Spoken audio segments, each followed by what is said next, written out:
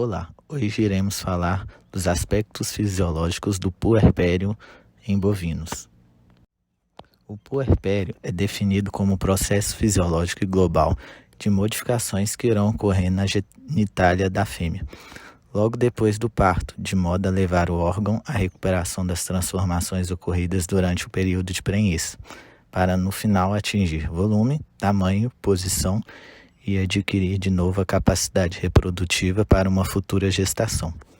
O puerpério é dividido em 3 fases: período puerperal propriamente dito, período intermediário e período pós-ovulatório.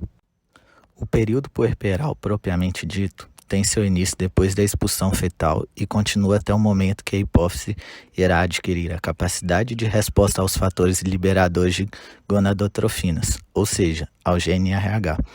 Esse período ocorre entre o 7º e o 14º dia pós-parto. O período intermediário tem seu início ocorrendo com o aumento da sensibilidade hipofisária frente aos estímulos do GnRH, produzidos e liberados do hipotálamo, de maneira a continuar até que a primeira ovulação torne-se presente. A duração desse período é variável, dado que há uma série de fatores que influenciam o tempo da ovulação, sendo eles a idade, o nível nutricional, o parto normal ou parto com complicações, a retenção da placenta, a infecção puerperal e o estado endócrino do animal. Período pós-ovulatório. Seu início é a partir da primeira ovulação, de maneira que estende até a involução completa do útero, que ocorre normalmente por volta da 6ª semana em vacas que pariram sem complicações no parto. Agora iremos falar da liberação da PGF. A PGF-2 é liberada antes do início do momento de parto e vai acarretar a luteólise do corpo lúteo, grávido pré-partal, e não permitirá que os ovários iniciem a ciclicidade propriamente dita. Durante cerca de 3 semanas após o parto, são encontrados no puerpério das vacas elevados níveis de PGF-2, havendo fortes indícios de que ela será produzida ao nível de endométrio. Sobre a involução uterina, ela é iniciada imediatamente após o parto. Este mecanismo inclui um conjunto de modificações que ocorrem no útero da fêmea. A espécie bovina apresenta involução uterina lenta, com duração que varia de 30 a 120 dias. A massa do tecido uterino deve reduzir mais de 10 vezes dentro de 4 semanas. Para o retorno à atividade reprodutiva de vacas pós-parto, é importante uma involução uterina rápida. A involução é um fator-chave durante o período puerperal, já que está diretamente relacionada ao retorno da atividade ovariana cíclica e, consequentemente, uma nova concepção. A placentação da vaca é do tipo adeciduado, sendo expulsa só algumas horas após o nascimento. Após o parto, as carúnculas e o restante da parede uterina iniciam um processo semelhante ao processo inflamatório. Para que haja o restabelecimento do endométrio, é necessário acontecer o descolamento fisiológico da placenta.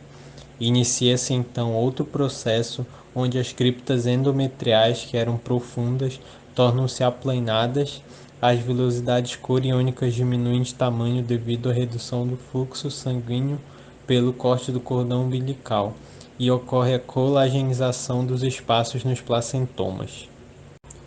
Devido ao contínuo feedback negativo da progesterona secretada pelo corpo lúteo e placenta durante a gestação, a hipófise torna-se temporariamente refratária no pós-parto.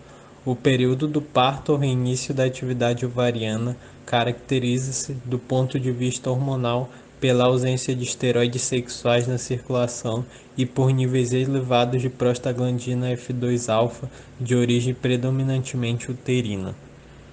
O início da atividade ovariana corresponde ao momento em que os níveis de prostaglandinas atingem pela primeira vez os valores basais após o parto. Com o início da atividade ovariana, inicia-se uma alternância cíclica entre as concentrações de estrógenos, progesterona e prostaglandina na circulação, resultante de interações entre útero, ovário, hipotálamo e hipófise.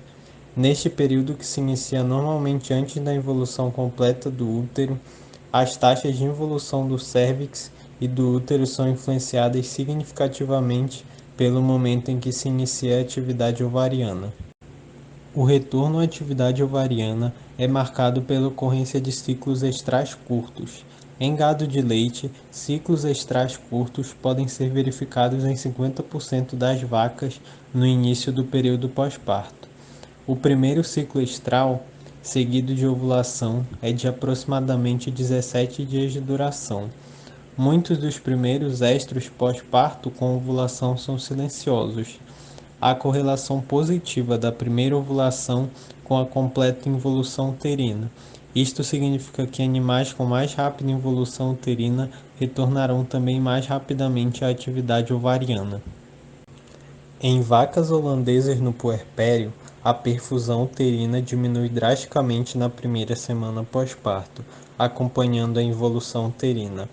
Entre o 7º e 28º dia pós-parto, o volume de fluxo sanguíneo uterino continua diminuindo discretamente. Já o índice de pulsatilidade apresenta um aumento linear durante as 4 primeiras semanas após o parto, o que pode ocorrer devido à vasoconstrição dos vasos carunculares. Embora a involução uterina complete-se por volta de 45 dias pós-parto, foi relatado que a pulsatilidade continua alterada no dia 86, sem atingir ainda seu valor mínimo. Em vacas holandesas, as variações não cessam após a primeira ovulação pós-parto, assim como não há influência da atividade ovariana cíclica sobre os parâmetros de fluxo sanguíneo. Fatores que influenciam. As complicações durante o parto e puerpério estão significativamente correlacionadas com a involução uterina. Partos distóxicos, gestação gemelar, prolapso uterino, retenção de placenta e infecção uterina podem atrasar o processo de involução. O número de partos da vaca é outro fator de grande influência. Acontece aumento de tempo de involução à medida que aumenta o número de partos. Por outro lado, animais em lactação possuem involução uterina mais rápida. Além disso, a literatura relata diferença na duração do processo de acordo com a raça da fêmea, sendo raças taurinas apresentando uma involução com duração média de 30 a 60 dias, enquanto animais zebuínos de 100 a 120 dias. Agora será abordado sobre a ovulação. No período final da gestação e no início do período puerperal, a hipófise anterior sofre diminuição do conteúdo de LH e FSH, dado ao feedback negativo das elevadas concentrações de estrógenos ao final da gestação. Após o parto, as concentrações de FSH serão baixas durante curto período e em seguida irá se elevar, presumindo-se que essa elevação de FSH venha a iniciar o recrutamento e a seleção de um folículo dominante. Logo, o evento principal para se determinar quando deve ocorrer a ovulação é a presença e a exposição de um folículo dominante frente à correta frequência da pulsação de LH. Quando há inadequada frequência pulsátil de LH, o resultado é a baixa produção de estrógenos no folículo. Logo, não ocorre o aumento de estrógeno na fase de proéstro. Nesse sentido, o folículo dominante se apresenta no estágio final da diferenciação, sendo levado à atresia. A ovulação do folículo dominante só irá ocorrer quando a pulsação de LH estiver entre 40 e 60 minutos, de forma a estimular ao máximo a produção de estrógenos e vir a acontecer o feedback positivo para a vinda da onda de LH e FSH. Acerca disso, pode-se compreender que nesse processo, o FSH é o principal responsável pelo recrutamento e seleção do folículo dominante, assim como a exposição de um folículo estrogenicamente dominante ativo frente às frequências de pulsação de LH é o ponto ideal para ocorrer a maturação final e a ovulação. Portanto, fatores que suprimam as frequências pulsáteis de LH no período do puerpério irão protelar a primeira ovulação, tais como estímulos mamários de sucção e a presença do bezerro. Agora será abordado sobre os folículos ovarianos. Os fatores que comandam o desenvolvimento do folículo dominante irão envolver o recrutamento de uma série de folículos que tornam-se gonadotrofinas dependentes para o seu desenvolvimento. A partir da série de folículos recrutados, um único folículo é selecionado para o crescimento, tornando-se o folículo dominante, tendo cerca de 10 milímetros de diâmetro e que irá suprimir o crescimento de outros folículos. O folículo dominante ovula caso o grau de desenvolvimento coincida com a regressão do corpo lúteo, ou seja, ou ele vai se tornar atrésico, caso se coincida com a presença de um corpo lúteo ativo, caracterizado por elevada P4. Após o momento do parto, o desenvolvimento folicular irá envolver o crescimento e a regressão de folículos menores que 8 milímetros de diâmetro, até a detecção do primeiro folículo dominante, que ocorre em média nas vacas no 5º dia pós-parto.